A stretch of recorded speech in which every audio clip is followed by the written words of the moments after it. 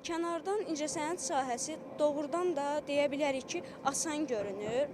Çünki bunu kənardan aldığım fikirlərdən bu qənaətə gəlmişəm. Yəni nədir, getdim, hazır kadrdır, yəni belə deyək, kameranı hazırladıq, aktyor da oynayacaq. Hətta elələrin görmüşəm ki, yəni ümumiyyətlə incəsənətlə bağlı bir insan deyil, deyir ki, mən o aktyordan daha yaxşı oynayaram. Bu yanaşmalar var.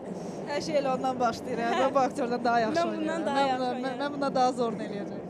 Əslində o yanaşma pis bir yanaşma deyil təbii ki, amma o yanaşmada olub sadəcə geri çəkilmək yox da. Məsələn, mən həmişə baxdığım filmlərdə Doğrultmaq da.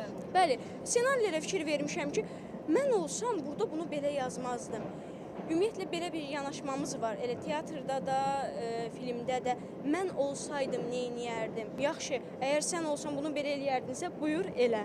Dedim yox, getməliyəm. Bəli, əgər eləmək istəyirsənsə və bunu bacardığını düşünürsənsə, niyə də eləməyəsən? Niyə də zamanını boşa xərcləyəsən? Düzdür, mən bu dəqiqə hazırda Bakı